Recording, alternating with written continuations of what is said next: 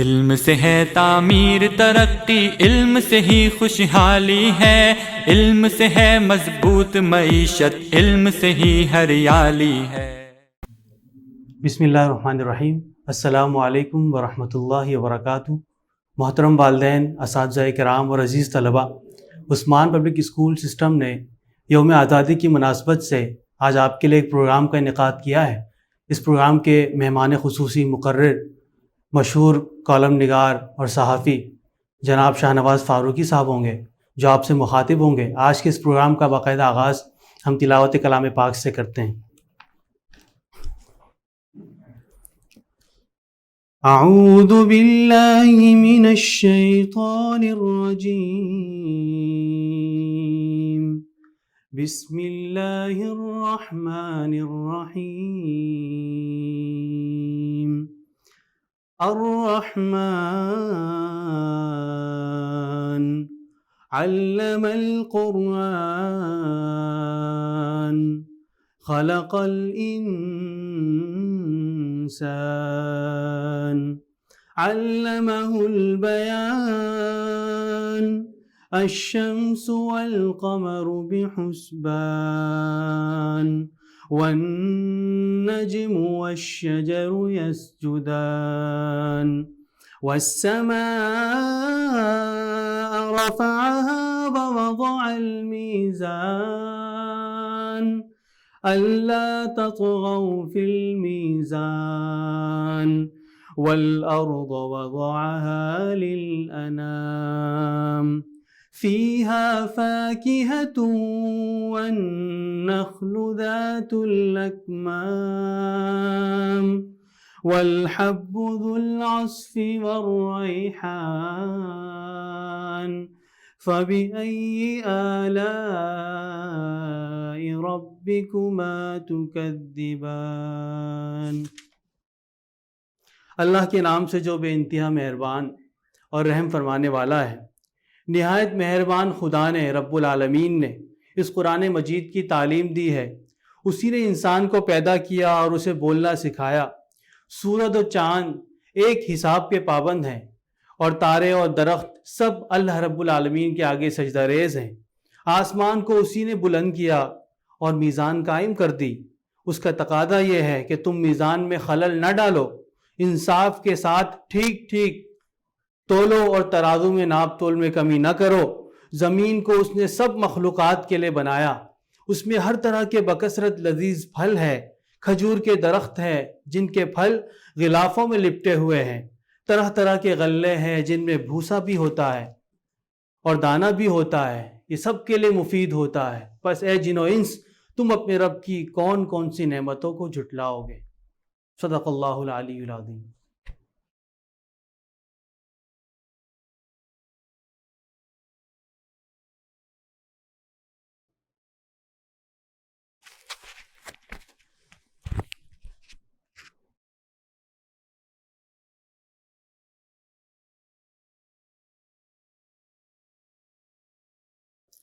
بسم اللہ الرحمن الرحیم۔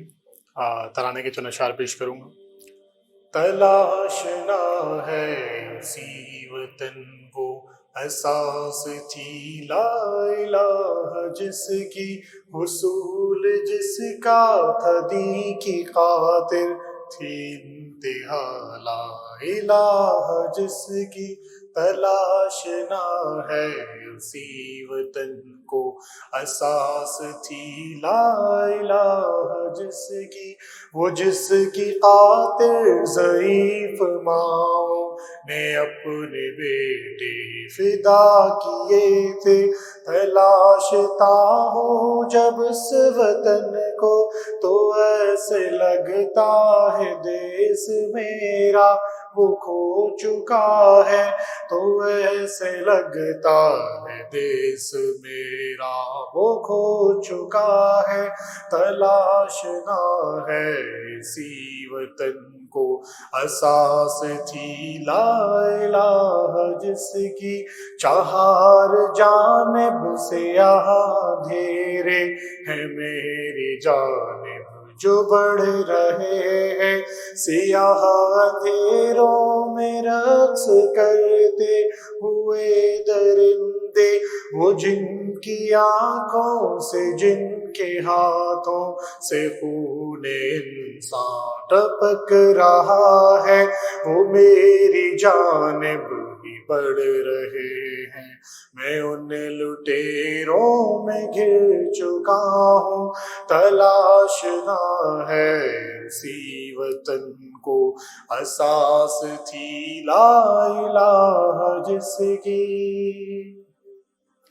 وہ مجھ سے میری متاع ایمان چھین لینے کو مضطرب ہے، وہ کہہ رہے ہیں مفاہمت ان سے کر کے ہتھیار ڈال دوں میں، وہ مجھ کو آسائشیں بھی دیں گے، وہ میری قیمت لگا رہے ہیں۔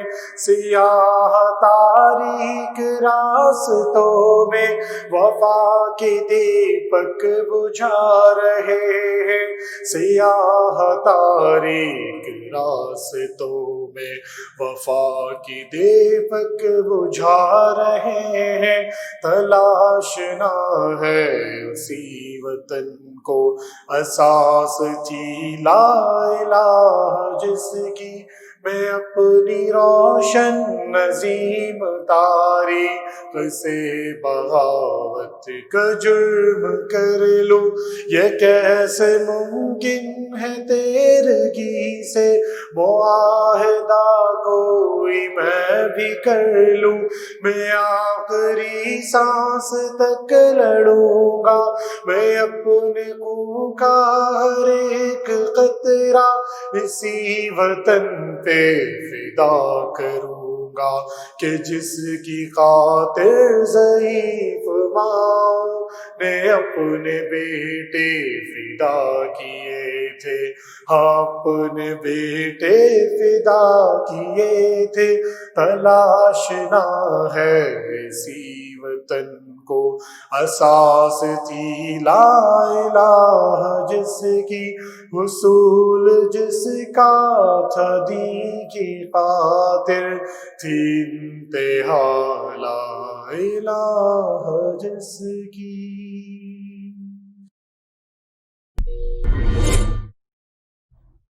اعوذ باللہ من الشیطان الرجیم، بسم اللہ الرحمن الرحیم۔ پاکستان اور اس کا نظریہ، یہ ہے ہمارا موضوع جس پر ہمیں گفتگو کرنی ہے۔ آپ سے میں یہ عرض کرنا چاہتا ہوں کہ پاکستان اور نظریہ ہم معنی الفاظ کی حیثیت رکھتے ہیں۔ پاکستان نظریہ ہے اور نظریہ پاکستان ہے، ان دونوں کو ایک دوسرے سے جدا نہیں کیا جا سکتا۔ اور یہ انسانی تاریخ کا ایک عجیب و غریب واقعہ ہے کہ پوری جدید انسانی تاریخ کے اندر کوئی ریاست بھی نظریے کی بنیاد پر وجود میں نہیں آئی۔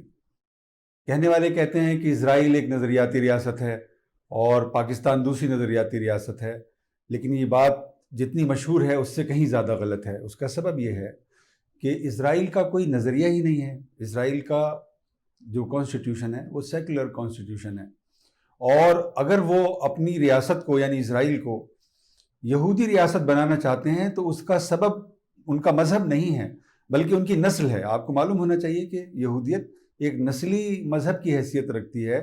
یہودیت میں کوئی کنورٹ ہو کر یہودیت کا حصہ نہیں بن سکتا۔ تو اس اعتبار سے اسرائیل ایک نظریاتی ریاست نہیں ہے، وہ سیکولر ہے اس لیے بھی وہ نظریاتی ریاست نہیں ہے، وہ نسلی حقیقت ہے اس لیے بھی وہ نظریاتی ریاست نہیں ہے، وہ ایک سازش کا نتیجہ ہے اس لیے بھی وہ ایک نظریاتی ریاست نہیں کہلا سکتا۔ اس کے برعکس پاکستان جو ہے وہ سرتاپا ایک نظریے کا حاصل ہے، اور یہ نظریہ دو قومی نظریہ ہے۔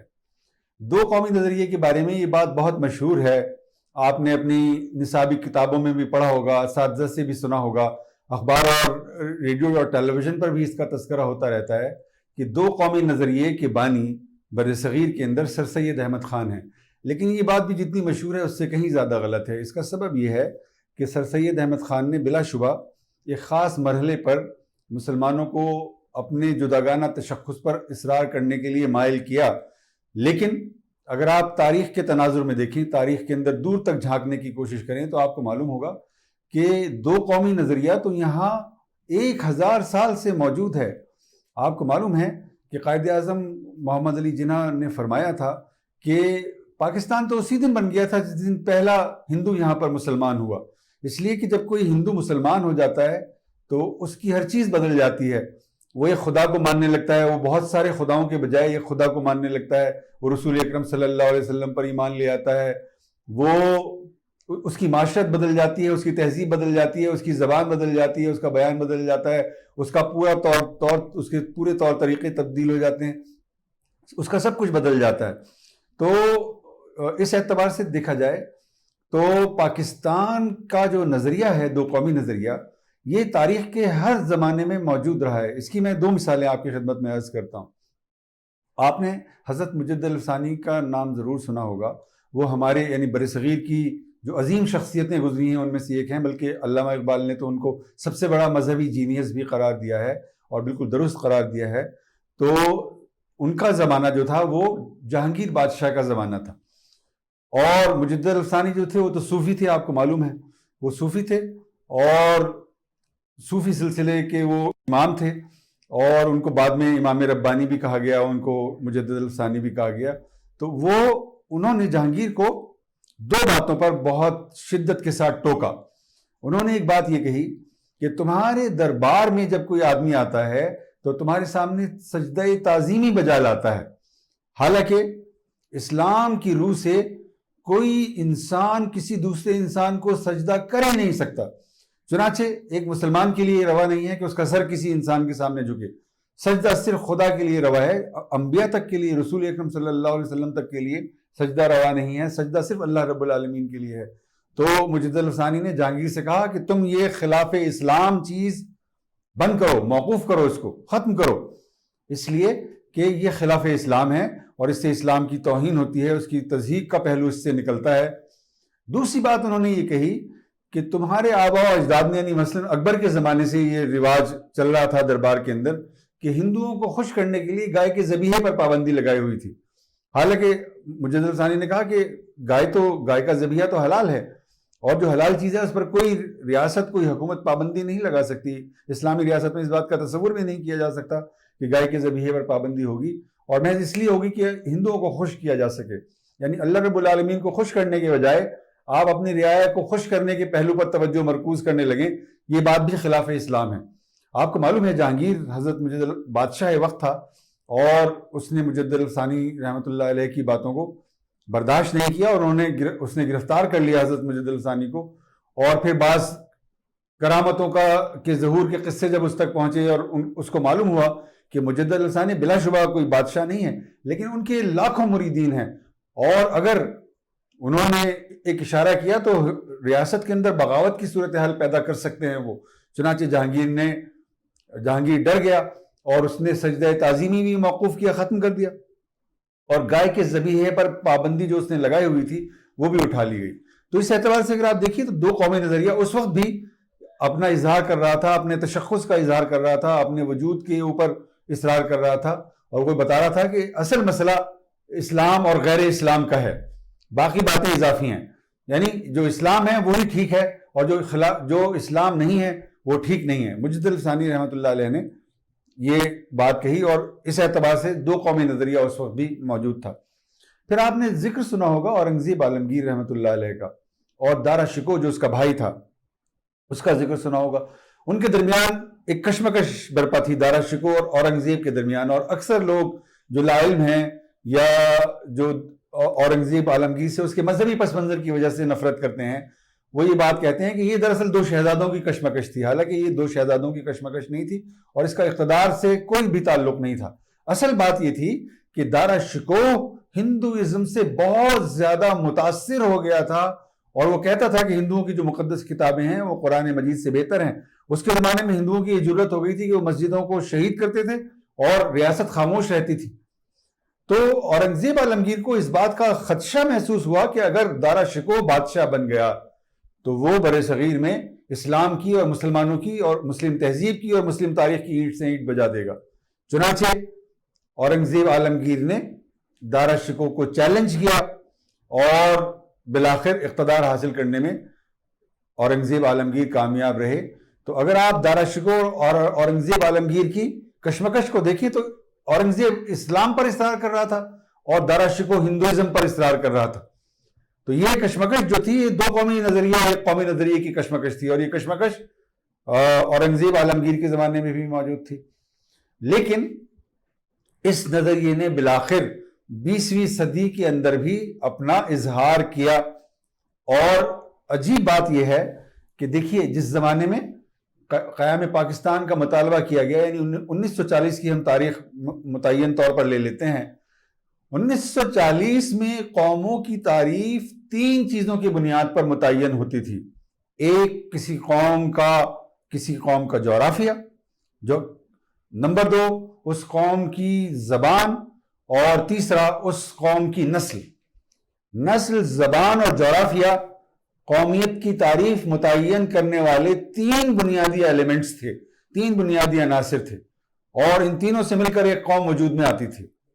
لیکن مسلمانوں نے نہ اپنی نسل پر اصرار کیا, نہ اپنے جغرافیہ پر اصرار کیا, نہ اپنی زبان پر اصرار کیا. انہوں نے اصرار کیا تو اپنے مذہب پر اصرار کیا, اور انہوں نے کہا کہ ہمارا تشخص ہمارے مذہب کی بنیاد پر متعین ہوتا ہے, لا الہ الا اللہ محمد الرسول اللہ کی بنیاد پر متعین ہوتا ہے. ہمارے تشخص کا اور کوئی دوسرا حوالہ نہیں ہے. ہم نہ نسل کو مانتے ہیں, نہ جغرافیہ کو مانتے ہیں, نہ زبان کو پوچھتے ہیں. ان سے ہمارا کوئی تعلق نہیں. زبان محض ایک میڈیم ہے, ایک ذریعہ ہے, ذریعہ اظہار ہے, اور اس کے سوا کوئی فضیلت زبان کو حاصل نہیں ہے. اور نسل مسلمانوں کے لیے کوئی بھی حیثیت نہیں رکھتی, اس لیے کہ مسلمان تو امت مسلمہ جو ہے وہ ایک کثیر النسلی حقیقت ہے. عرب بھی مسلمان ہیں, عجم بھی مسلمان ہیں, مغرب میں بھی لوگ مسلمان ہو رہے ہیں. ہندوؤں نے بھی اسلام قبول کیا ہے, عیسائیوں نے بھی اسلام قبول کیا ہے, بدھسٹوں نے بھی اسلام قبول کیا ہے, یہودیوں نے بھی اسلام قبول کیا ہے. تو اسلام کسی ایک نسل کے اوپر اصرار کرتا ہی نہیں ہے. تو مسلمانوں نے اپنا تشخص اسلام کی بنیاد پر, لا الہ الا اللہ محمد الرسول اللہ کی بنیاد پر متعین کیا, اور انہوں نے کہا کہ ہمیں اس بنیاد پر ہندوؤں سے الگ قوم سمجھا جائے. انہوں نے, آپ کو معلوم ہے کہ قائد اعظم محمد علی جناح نے جو 2 قومی نظریہ ہے اس کی تشریح کی ہے, تو اس میں انہوں نے کہا ہے کہ ہمارا مذہب الگ ہے, ہماری تہذیب الگ ہے, ہماری تاریخ الگ ہے, ہمارے ہیروز الگ ہیں, ہماری زبان الگ ہے, ہمارے رہن سہن کے طریقے الگ ہیں, ہم کھاتے پیتے الگ طریقے سے ہیں. ہمارے یہاں حلال اور حرام کا مسئلہ ہے, آپ کے یہاں حلال اور حرام کا مسئلہ نہیں ہے. بلکہ قائد اعظم نے تو یہ تک کہا کہ ہمارے جو وہ ہیں لوٹے وہ تک الگ ہیں. ہمارے جو لوٹا ہوتا ہے اس میں ایک ٹینٹو ہوتا ہے, اور ہندوؤں کے لوٹے کے اندر ٹینٹو نہیں ہوتا. آپ گائے کو پوجتے ہیں اور ہم گائے کو کھاتے ہیں. یہ قائد اعظم رحمۃ اللہ علیہ نے 2 قومی نظریے کی تشریح کرتے ہوئے بات کہی ہے. تو مسلمانوں نے اصرار کیا, ایک قومی نظریے کو مسترد کیا اسلام کی بنیاد پر, لا الہ الا اللہ محمد رسول اللہ کی بنیاد پر. اور آپ دیکھیے کہ جس زمانے میں یہ بات ہوئی, آپ کو معلوم ہے اس زمانے میں روس کے اندر انقلاب آ چکا تھا, سوشلسٹ انقلاب آ چکا تھا, اور سوشلسٹ انقلاب کسی ایک ملک تک محدود نہیں رہا تھا, بلکہ وہ بہت تیزی کے ساتھ ایک انقلابی قوت بن کر بہت وسیع علاقے میں, پورا جو مشرقی یورپ ہے اس کو اس نے اپنی گرفت میں لے لیا تھا, اور جو دوسری دنیا کی کئی اقوام تھیں وہ اس سے اٹریکٹ ہو رہی تھی, اور برصغیر کے معاشرے پر بھی اس کا بڑا گہرا اثر تھا. 1936 میں ترقی پسندوں کی تحریک جو تھی وہ شروع ہو چکی تھی, ترقی پسند تحریک 1936 میں شروع ہو چکی تھی, تو اس کا بڑا زبردست اثر تھا, اور وہ اٹریکٹ کر رہا تھا اپنی طرف, اس لیے کہ وہ انقلاب لانے والی قوت ثابت ہوا تھا سوشلزم. لیکن مسلمانوں نے نہ قومیت کی اس تعریف کی طرف دیکھا جو نسل سے اور جغرافیے سے اور زبان سے اپنی تعریف متعین کرتی تھی, اور نہ انہوں نے سوشلزم کی طرف دیکھا. انہوں نے دیکھا تو قدیم اسلام کی طرف دیکھا, اور لا الہ الا اللہ محمد رسول اللہ کی طرف دیکھا, اور اس کی بنیاد پر اپنا تشخص متعین کرنے کی انہوں نے کوشش کی اور مطالبہ کیا, اور کہا کہ ہمیں اسی بنیاد پر پاکستان چاہیے, اور کوئی دوسری بنیاد نہیں تھی. بہت سے لوگ یہ کہتے ہیں کہ معاشی ضرورتیں اور معاشی تقاضے اور سیاسی ضرورتیں اور سیاسی تقاضے بھی یعنی گویا تحریک پاکستان کے پس منظر میں کہیں موجود ہیں. بلا شبہ یہ تقاضے بھی کہیں موجود ہوں گے, لیکن یہ فنڈامنٹل تقاضے نہیں تھے. فنڈامنٹل تقاضا تھا اسلام, لا الہ الا اللہ محمد رسول اللہ. اس کے سوا اسلام پاکستان کا اور کوئی تشخص نہیں تھا, قائد اعظم کی نظر میں بھی نہیں تھا, اور علامہ اقبال نے بھی اگر پاکستان کا تصور پیش کیا تو ان کی نظر میں بھی مذہبی ڈیفائننگ پرنسپل تھا. اس لیے اقبال نے بالکل صاف کہا ہے, قوم مذہب سے ہے, مذہب جو نہیں تم بھی نہیں, جذب باہم جو نہیں محفل انجم بھی نہیں. اقبال کہہ رہے ہیں بھائی سب کچھ اسلام ہے, سب کچھ مذہب ہے. اگر قوم جو ہے وہ مذہب سے اپنی تعریف متعین نہیں کرتی تو پھر وہ قوم مسلمان قوم نہیں ہو سکتی، پھر وہ کوئی اور قوم ہوگی، اور مسلمانوں کے اندر جو باہمی ربط ہے، جو باہمی تعلق ہے، وہ اسلام ہی کی بنیاد پر ہے، اور کسی بنیاد پر نہیں، کسی رنگ اور کسی نسل اور اس کی بنیاد پر نہیں ہے، کسی جغرافی کی بنیاد پر نہیں ہے، کسی اور حقیقت کی بنیاد پر نہیں ہے، زبان کی بنیاد پر نہیں ہے۔ تو بر صغیر کے مسلمانوں نے اپنا جداگانہ تشخص جو ہے وہ اسلام کی بنیاد پر متعین کیا۔ اور آپ دیکھیے دو قومی نظریے کا کمال دیکھیے کہ دو قومی نظریے نے بر صغیر میں تین بڑی شخصیات کو، تین بڑی مسلم شخصیات کو تبدیل کیا، ان کے اندر انقلاب برپا کیا، انقلاب برپا کیا ان کے اندر۔ یہ تین بڑی شخصیات ہیں سر سید احمد خان، علامہ اقبال اور خود قائد اعظم محمد علی جناح۔ آپ کو معلوم ہے کہ سر سید احمد خان ایک زمانے میں فرمایا کرتے تھے کہ ہندو اور مسلمان ایک خوبصورت دلہن کی دو آنکھیں ہیں۔ سر سید کا یہ بیان آن ریکارڈ موجود ہے۔ سر سید کہتے تھے ہندو اور مسلمان ایک دلہن کی دو خوبصورت آنکھیں، یعنی وہ ہندو اور مسلمانوں میں کوئی تفریق نہیں کرتے تھے، کوئی فرق نہیں کرتے تھے ایک خاص زمانے کے اندر۔ لیکن جب سر سید احمد خان نے دیکھا کہ گاندھی فارسی کو کی بہکانی کر رہے ہیں، اردو کی بہکانی کر رہے ہیں، اس کو پس منظر میں دھکیل رہے ہیں، اردو کو بھی پس منظر میں دھکیل رہے ہیں، فارسی کو بھی پس منظر میں دھکیل رہے ہیں، اس لیے کہ یہ مسلمانوں کی زبانیں ہیں اور وہ ہندی کو پروموٹ کر رہے ہیں۔ تو سر سید احمد خان جو تھے وہ بہت ناراض ہوئے اور انہوں نے کہا کہ مسلمانوں کو مشورہ دیا کہ تمہیں اگر اپنے سیاسی مفادات عزیز ہیں تو پھر تم کانگریس میں مت جاؤ، بلکہ تم اپنا الگ پلیٹ فارم بناؤ اور الگ پلیٹ فارم سے تم جد و جہد کرو اور اپنے مفادات کے تحفظ کی کوشش کرو۔ کانگریس میں تمہیں جانے کی کوشش نہیں کی۔ تو سر سید کی رائے بدلی، انہوں نے اپنی اس رائے سے رجوع کیا کہ ہندو اور مسلمان ایک قوم ہے، ایک خوبصورت دلہن کی دو آنکھیں۔ اس رائے سے سر سید احمد خان نے رجوع کیا اور وہ ایک قومی نظریے کو ترک کر کے دو قومی نظریے کی طرف گئے۔ انہوں نے ڈسٹنکٹ کیا، سیاسی سطح پر صحیح، لسانی سطح پر صحیح، انہوں نے ڈسٹنکٹ کیا، انہوں نے مسلمانوں کے جداگانہ تشخص پر اصرار کیا اور وہ ایک قومی نظریے کو ترک کر کے دو قومی نظریے پر ایمان لے آئے۔ اسی طرح علامہ اقبال، وہ تو سر سید سے بھی کہیں زیادہ وسیع المشرب تھے۔ آپ کو معلوم ہے جن لوگوں نے اقبال کی شاعری، اردو شاعری بتمام و کمال پڑھی ہے، ان کو معلوم ہے کہ اقبال نے اپنی شاعری میں بابا گرو نانک جو سکھ مذہب کے بانی ہیں ان کی تعریف کی ہے، انہوں نے مہاتما بدھ کو سراہا ہے، انہوں نے کرشن کو سراہا ہے، ان کی تعریف کی ہے، یہاں تک کہ انہوں نے رام کو امام ہند کہا ہے اپنی شاعری میں۔ اور ایک زمانہ تھا کہ وہ ہمالیہ پر نظم لکھ رہے تھے، وہ فرما رہے تھے سارے جہاں سے اچھا ہندوستان ہمارا، ہم بلبلیں ہیں اس کی ایک گلستاں ہمارا۔ لیکن اللہ رب العالمین نے بالآخر اقبال کی اوپینین کو بھی تبدیل کر دیا، ان کی قلب ماہیت کر دی، اور وہ شاعر جو سارے جہاں سے اچھا ہندوستان ہمارا، ہم بلبلیں ہیں اس کی یہ گلستاں ہمارا گا رہا تھا، پھر وہ کہتا ہوا نظر آیا کہ چین و عرب ہمارا، ہندوستان ہمارا، مسلم ہیں ہم، وطن ہے سارا جہاں ہمارا۔ اقبال کے اندر بھی ایک انقلاب برپا ہو گیا، اور پھر اقبال نے بالآخر اپنے 1930 کے خطبے میں مسلمانوں کے لیے بر صغیر میں ایک جداگانہ ریاست کا تصور پیش کیا۔ آپ کو معلوم ہے کہ پاکستان کا نام تو انہوں نے نہیں استعمال کیا، بلا شبہ اس وقت تک یہ نام جو تھا کہیں موجود نہیں تھا، لیکن انہوں نے ایک جداگانہ اسلامی ریاست پر اصرار کیا اور کہا کہ مسلمانوں کو ایک ایسی ریاست درکار ہے جہاں وہ اپنے مذہب کے مطابق، اپنی تہذیبی سانچوں کے مطابق، اپنے تاریخی تقاضوں کے مطابق زندگی بسر کر سکیں، انفرادی زندگی بھی بسر کر سکیں اور اجتماعی زندگی بھی بسر کر سکیں۔ اقبال نے کہا تو اقبال کی قلب ماہیت ہوگی، جس طرح سر سید کی اوپینین تبدیل ہوئی اسی طرح اقبال کی اوپینین بھی تبدیل ہوئی۔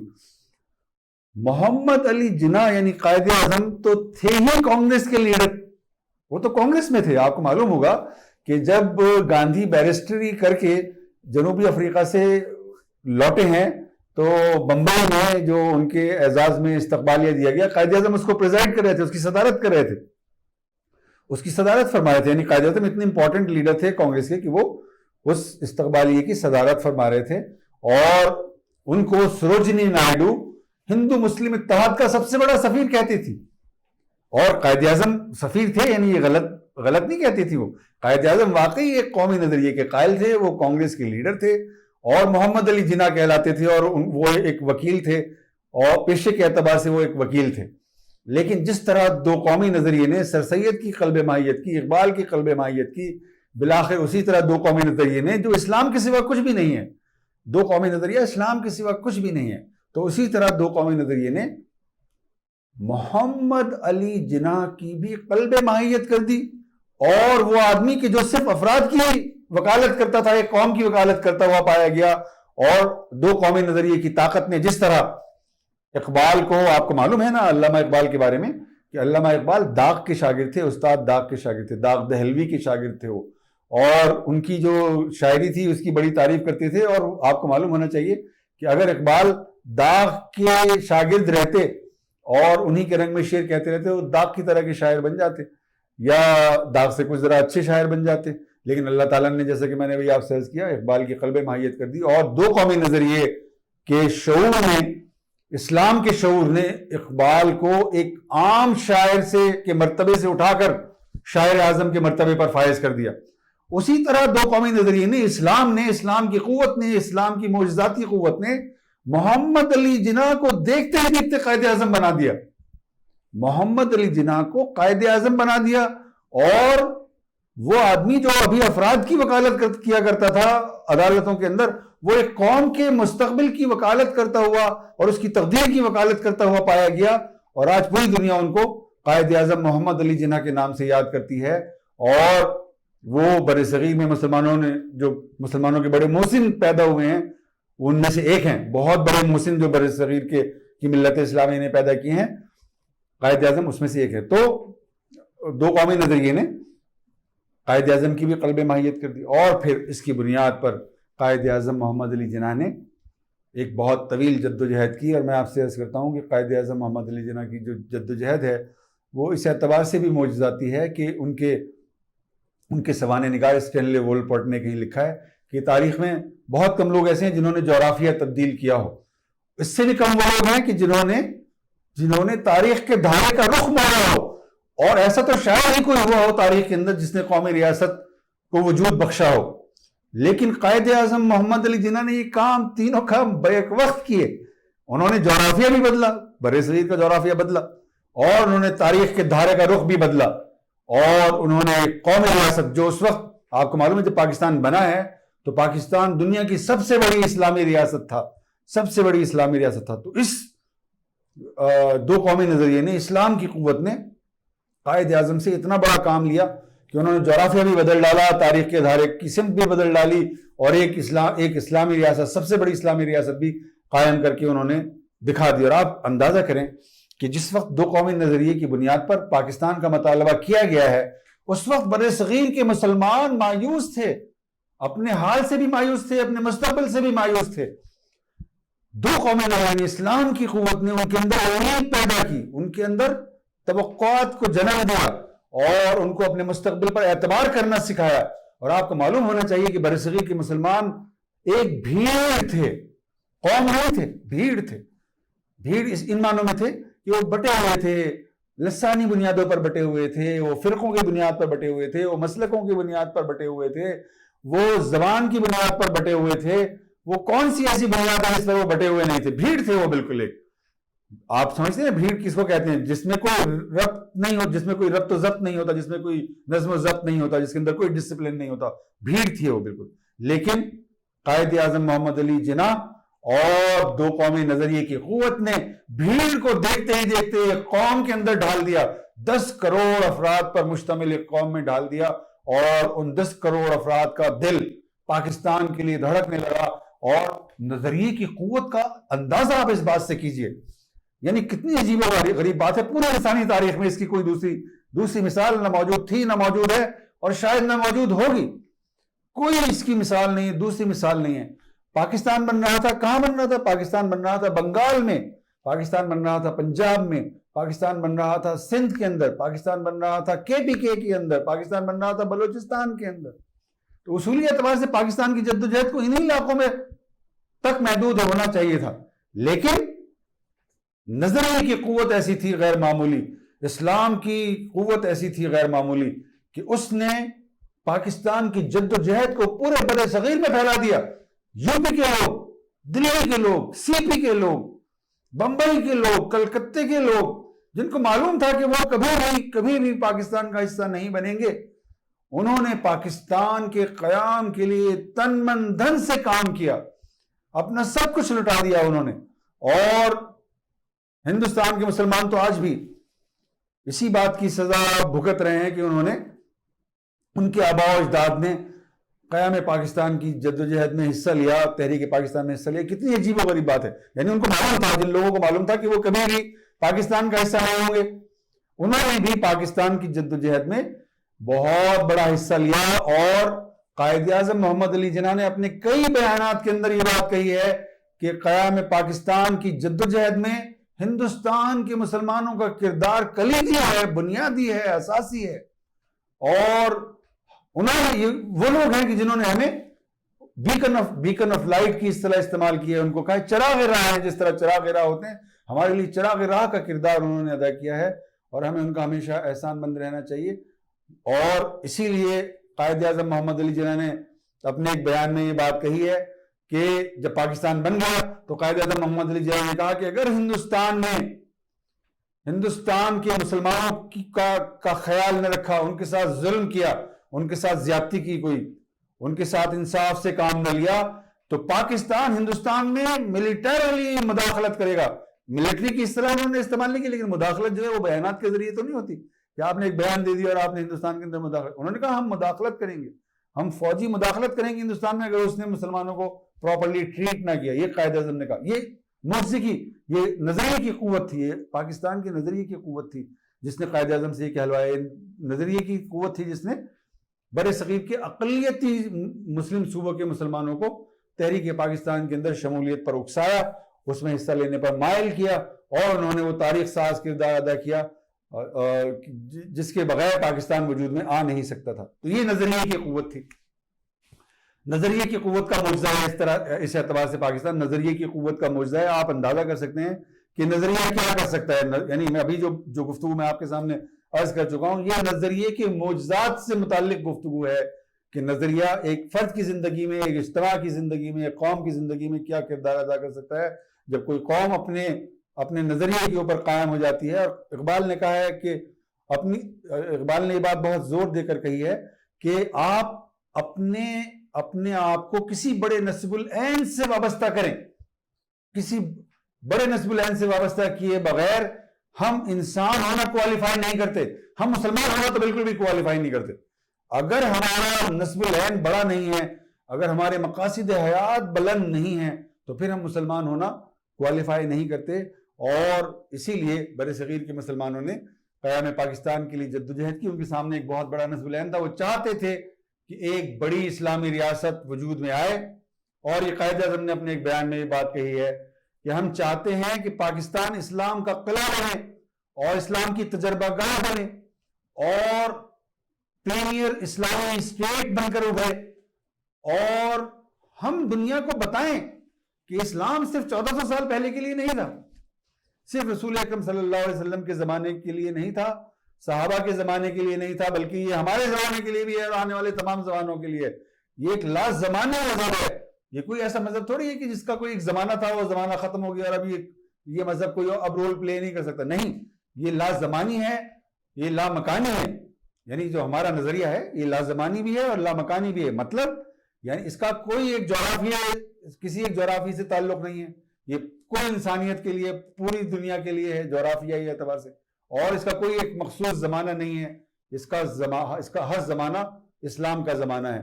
تو اس لیے قائد اعظم محمد علی جناح نے پاکستان کے سامنے ایک بہت بڑا نسب العین رکھا. اب مشکل کیا ہے کہ جس نظریے نے اتنی بڑی ریاست ہمیں قائم کر کے دی، قائد اعظم کے بعد آنے والے حکمرانوں نے قائد اعظم کے اس ورثے کی قدر نہیں کی، اور انہوں نے جو نظریہ تھا اس سے وابستگی کا مظاہرہ نہیں کیا. بعض حکمران ایسے ہیں کہ جنہوں نے، یعنی مثال کے طور پر جنرل ایوب خان کے بارے میں کہا جاتا ہے کہ وہ سیکولر تھے اور پاکستان کو سیکولر اسٹیٹ بنانا چاہتے تھے. بھائی کیوں سیکولر اسٹیٹ بنانا چاہتے تھے؟ پاکستان تو اسلام کے نام پر وجود میں آیا. جنرل پرویز مشرف لبرل بنانا چاہتے تھے پاکستان کو. بھائی کیوں لبرل بنانا چاہتے تھے آپ یہ اسلام کے نام پر یہ ملک وجود میں آیا ہے. اسلام کے بغیر یہ ملک وجود میں آ ہی نہیں سکتا تھا. اگر اسلام نہ ہوتا تو پاکستان بھی نہ ہوتا. پاکستان اسلام کی وجہ سے وجود میں آیا. تو اگر آپ اسلام کو منع کریں گے تو آپ گویا پاکستان کو منع کریں گے. اگر آپ کسی اور ازم کی بات کریں گے، لبرلزم کی، سوشلزم کی بات کریں گے، کیپٹلزم کی بات کریں گے، تو آپ اسلام کو منع کریں گے، آپ پاکستان کی جو تاریخ ہے اس پر خط تنسیق پھیریں گے۔ اسی طرح جو بھٹو صاحب تھے وہ اسلامی سوشلزم کی بات کرتے تھے کہ اسلامی سوشلزم لائیں گے، حالانکہ سوشلزم میں اور اسلام میں کوئی مطابقت نہیں تھی۔ سوشلزم کوئی اور نظریہ تھا، وہ ایک لا دین نظریہ تھا، بے خدا نظریہ تھا، اسلام دشمن نظریہ تھا، اور اسلام جو ہے وہ کوئی اور حقیقت ہے، وہ ایک خدا پر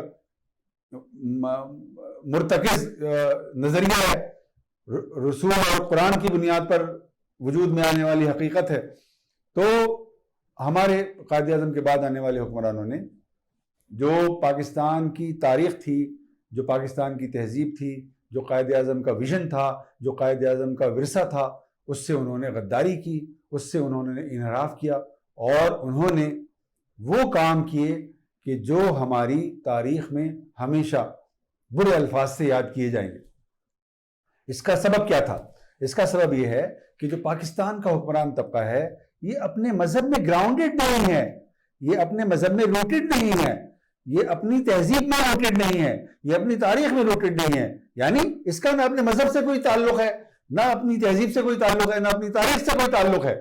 یہ وہ طبقہ ہے کہ جو کلونیل مینٹالٹی کا عامل ہے، یعنی انگریز، جو کالے انگریز یہاں پیدا کر کے گئے ہیں، ہمارا حکمران طبقہ اس طبقے سے متعلق ہے، اور یہ طبقہ ہمارے مذہب کے ساتھ وفادار نہیں ہے، ہماری تہذیب کے ساتھ وفادار نہیں ہے، ہماری تاریخ کے ساتھ وفادار نہیں ہے، اور قائد اعظم کے ویژن کے ساتھ اور اقبال کے ویژن کے ساتھ وفادار نہیں ہے۔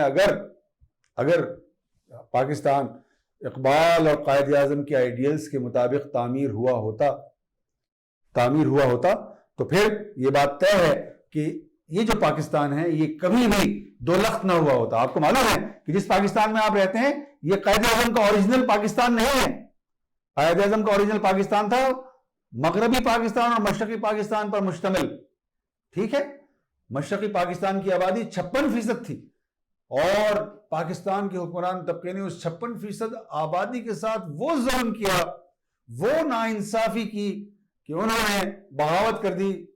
پہلے حکمرانوں کے خلاف بغاوت کی، حکمرانوں نے جب طاقت استعمال کی ان کے خلاف تو انہوں نے ریاست کے خلاف بغاوت کر دی، اور وہ پاکستان سے الگ ہو گئے، اور 16 دسمبر 1971 کو پاکستان دو لخت ہو گیا، دو ٹکڑے ہو گیا، ٹوٹ گیا۔ اور جس پاکستان میں اب ہم رہتے ہیں یہ بچا کھچا پاکستان ہے، یہ قائد اعظم کا اوریجنل پاکستان نہیں ہے، یہ قائد اعظم کا اوریجنل پاکستان نہیں ہے۔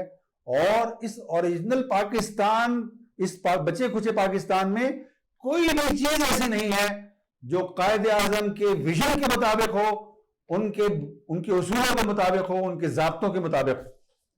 آپ دیکھیے کہ پاکستان کو ایک اسلامی آئین دینے میں ہمیں ایک اسلامی آئین دینے کے لیے ہمیں طویل جدوجہد کرنی پڑی۔ 1973 میں خدا کر کے ایک اسلامی آئین پاکستان کو فراہم ہوا۔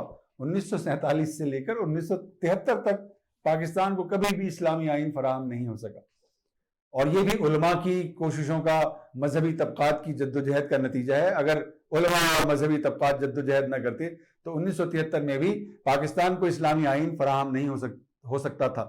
لیکن اس سے زیادہ بڑا غضب اس کے بعد ہوا، اس سے زیادہ بڑا غضب یہ ہوا کہ پاکستان کے حکمرانوں نے اسلامی آئین تو بنا دیا، لیکن اس آئین کو انہوں نے اسلام کا قید خانہ بنا دیا۔ یعنی اب اسلام ہمارے آئین میں قید ہے، ہمارا حکمران طبقہ اس قید سے اس کو نکلنے نہیں دیتا اسلام کو۔ اس کا نتیجہ کیا ہے؟ اس کا نتیجہ یہ ہے کہ ہمارا پورا بندوبست، ہمارا پورا ریاستی بندوبست، ہمارا پورا حکومتی بندوبست، ہمارا پورا اسٹیٹ اسٹرکچر مغرب کے فراہم کیے ہوئے تصورات کے مطابق ہے۔ ہماری سیاست مغرب کی سیاست کا چربہ ہے، ہماری معیشت مغرب کے معاشی ماڈل کا چربہ ہے، ہمارا عدالتی نظام مغرب سے حاصل ہونے والے قوانین کا چربہ ہے، ہمارا پورا کوڈ آف کنڈکٹ مغرب کے سے فراہم ہونے والے رویوں کا ایک چربہ ہے، ہماری خواہشیں، ہماری آرزویں، ہماری تمنائیں، ہمارے خواب، ہماری غذا، ہمارا لباس، ہمارا سب کچھ مغرب سے آ رہا ہے۔ کہنے کو الگ اسلامی ریاست ہیں اور اسلامی ریاست کا جو آئین ہے وہ بھی اسلامی ہے، لیکن ہماری پوری زندگی سیکولرائزڈ ہو چکی ہے اور ہم اس سیکولرائزڈ زندگی بسر کر رہے ہیں، اور ہمارا جو حکمران طبقہ ہے وہ ذرائع ابلاغ کی طاقت کے ذریعے سے سوسائٹی کو اور زیادہ سیکولرائز کرنے میں لگا ہوا ہے، عریانی پھیل رہی ہے، فحاشی پھیل رہی ہے، ایسے ڈرامے بن رہے ہیں جن پر خود ڈرامہ لکھنے والے شرمندہ ہیں۔ آپ کو معلوم ہونا چاہیے کہ ہمارے جو بڑے ڈرامہ نگار ہیں، حسینہ معین، آپ نے نام سنا ہوگا ان کا، انہوں نے اپنے ایک انٹرویو میں جو پاکستان کے ایک بڑے اخبار میں چھپا، اس میں انہوں نے فرمایا کہ اب پاکستان میں جو ٹیلی ڈرامہ پروڈیوس ہو رہا ہے اس کو خاندان کے ساتھ بیٹھ کر نہیں دیکھا جا سکتا۔